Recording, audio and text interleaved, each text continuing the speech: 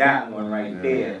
Word. So Sai Boogie has Sai a couple Boogie of joints. Brown just asked an awesome question. Give it a mic, man. You know. I usually come up and just snatch it, but I'm trying to be respectful because we have guests today. Oh, please. I'm the classic skating girl. I remember dancing to your music at the rink, and I'm getting my cup of tea. The rink, Jersey.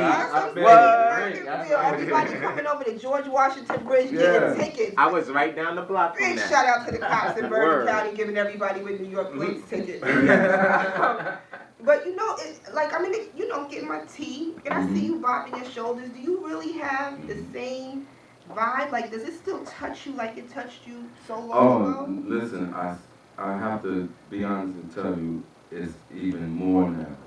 Because now I feel like, I'm so blessed. I had no idea what I was doing then. Right. Isn't youth and being ignorant like just so cool? Like, we just do it just to be we doing just it, do it right? to do it, right? Right? So the cool thing is, what you just said is ignorance, but at least you're just being yourself. Right. You're just trying to be yourself, and you're trying to project your own image and be yourself when, so many people are trying to influence you to do this and do that, and it just gives you your own character when you're youthful and say, I want to do this, and be rebellious or whatever you're doing. Even writing this song, my father's a minister. I'm the son of a preacher. What? I'm a Did he listen to that but he's my daddy. That's my daddy, y'all. Don't try to talk about my daddy, y'all. What did Pop say when he heard that song? Let me tell you, I hid it from him, actually. I played the other songs. I said, I played the other songs for him. I didn't play that one. Okay.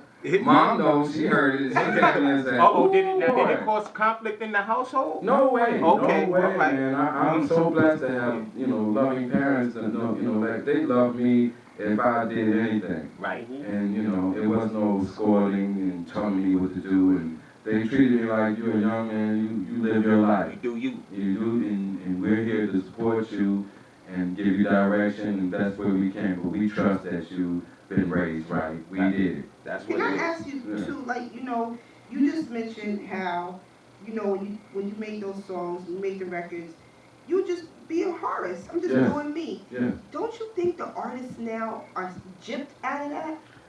Actually, I believe you're right. Like, they're so, and this is just me asking as a total music. In many ways, I believe you're right. But then in many ways, I believe that, there's a part of them that comes through that record. You just have to find it and hear it and feel it. It's more than just a setup of the gimmick of making music. Everyone that sings or writes, they feel something that gave them the momentum to get out there and create a song for us all. Right. And they have to go under scrutiny from everyone, from today's generation who's going to try to knock the youth today and tell them that they're not, what we were. Right. And then that's what they did to us. Right. So I'm the one that's trying to not do that to the youth today and say, we have done this to you. Right. You haven't done this to us. We've done this to you. We have forced a system that makes you have to be this way in order to get somewhere. Yeah, it's a very good we won't accept your record if it's not like this, if it's not like that. And so it's hard to be yourself. Yeah, and it's a completely different atmosphere now. For You're music, right. It's totally because different. you think about and what's crazy is the amount of time because you dropped this album not but 15 years ago? Yeah.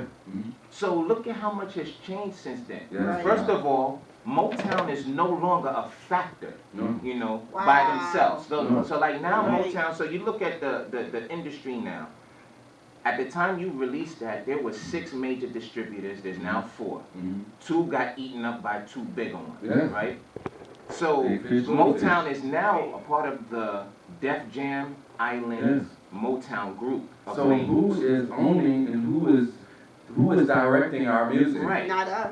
Then the second part of it is that is the rise of the independent artists. Yes. Because of the internet, it has made it possible for independent artists to rock on par with the major labels. So like now the major labels, they're kind of like, what? They don't know what to do with the internet, but the independent artists do. So like now, there's a battle for for people's attention, you know. So it's like when you talk about like the young artists coming up, you know, they actually have a choice on how they want to do it. So now you got some young people like that are vying for position in the mainstream, you know, so their road is a little more different than the artist that chooses to do it independent. Yes. You know, Much so different. as we, you know, You have to conform if you're in that way. Exactly. And you're Exactly. But that doesn't that, I mean, but where goes there's a creativity? You know what I'm saying? Like I can listen to anything from Horace Brown,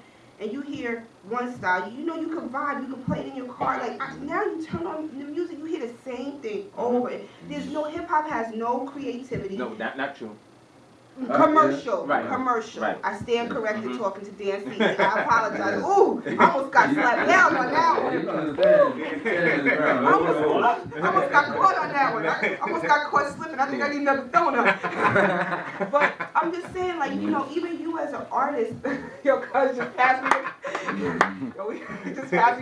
half a tray of Dunkin' Donuts. Before you finish, Yeah. yo, shout out to Dunkin' Donuts, and y'all should sponsor this radio show. That's all I'm saying. Yeah, that's all I'm Okay, saying. speaking as the publicist of the show, we're going to have a sponsorship package ready by Monday morning. Get down. No, but I, you know, just laughing, but you know, we're kicking it, but just in all seriousness, you know, there's a level of diversity just in the artist. The artists, like you were on the radio, though, there's no diversity, in my opinion, Dan, of the artists that are on the radio. Yeah, I understand what you're saying. To separate the artist from the other artist. Yeah. As far as, you know, back in the day, I could hear this artist and know that that's who that is. style, Yes, that's that artist. exactly. That's Mary J. Blige, you know what I'm saying? Exactly. And that brings me to this question, because you were one of those distinct artists. Well, thank you. It was hard to be distinctive, Yeah. and that's why I was trying to create my own sound or song or Exactly. And you did, I think writing you or did that. something. I think you did that very well. course. So then, now that we're at that point, the album drops on Motown, and then we don't hear anything more from Horace Brown. Like, what? Talk about the missing years. Like, what were you up to? Hey, drama. Save that for the book. Yes, Save right. for the book. And I did write a lot of this in the book that I've been writing, The Life of an R&B Singer, Horace Brown, True Story. But, you know, I'll talk about that Need a more. I publicist? can drop that, you know. Need a publicist? Oh, yes, I'm gonna be looking for those things very soon. Okay. We're gonna sit down with some publicists. But just to say, you know, just on that basis of, you know, when I was putting this album together, I wanted to be distinctly different. I didn't know how. I know that I've been influenced by music. I've been influenced by many artists. Been influenced by Steve Wonder and this one and that one. And you listen and you say, well, what's going to make them know me from them? Right. You know, there's a lot of artists out here that are singing, and they're very well, and they're very distinctive, some of them. But now, with the vocals and everything, you can hardly tell who's who from their natural voice, Exactly. other than the sound of the machine. Exactly. So now, it's just a different era, and it's harder to detect who's who. But still, I think there's a lot of creativity going on. That's not the point, but I just think that, you know, today is a different day. So, indeed. So, well, we gonna hit your song "Shake It Up" in a minute. But talk about like after the Motown. After the Motown era, hey man, it was. It's in the book. It's just so much to explain. Being at Motown, my hat's off to Andre Harrell. You know, when you're under these pressures and you have people's careers in your hand and everything, and it's kind of hard to make those decisions by yourself a lot of times, and to know you're doing the right thing. You know, Biggie was there at Uptown, and I was there, and you know, Biggie ended up being at Bad Boy with Puffy, and to see that, you know, that era go into another era, it's just like, what's gonna happen is gonna happen. Indeed. Okay, so when they made those moves, and me being there in Motown, you know, the next thing you know, the label is coming apart, and once the label is coming apart, we're gonna bring in a new president. So when the new president comes through, hey, I got love. Joe Jackson was giving me love, but you know, really a terrible tragedy happened.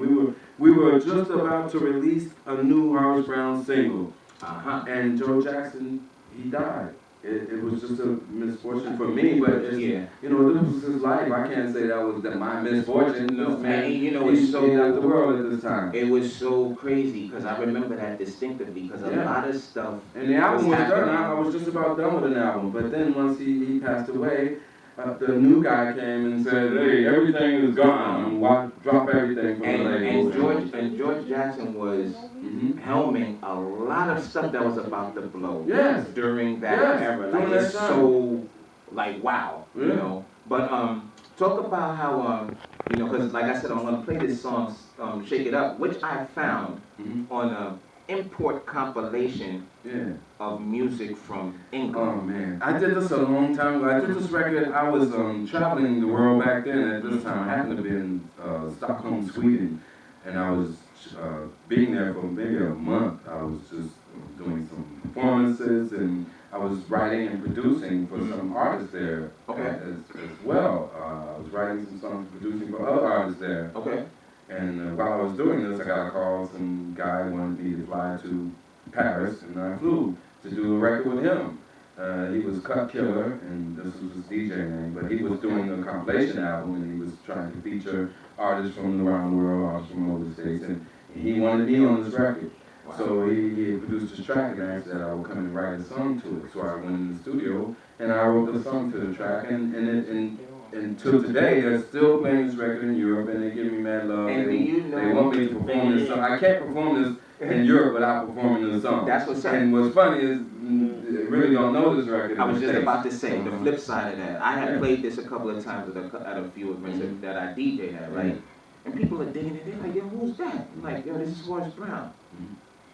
Huh? Yo, what album? He dropped another album? Like, what? Nah. No, it's just something, and I found it, like I said, randomly. I was buying some, I had to get my CD game up, you know. I was late to CD. But this was my passion for music, just to say, not to cut you off. It's to say my passion for music was that, you know, I didn't think that that was the end of it. I thought I was blessed that, you know, God blessed me to make some records, and I made some records that I thought that, hey, this is my opportunity to see the world. And while I was looking at the world, traveling, from this album, I got mad love. I was in London many times. I was recording all over the world with other artists in Australia, recording in Paris, as you hear, and I've been recording in Germany as well, you know.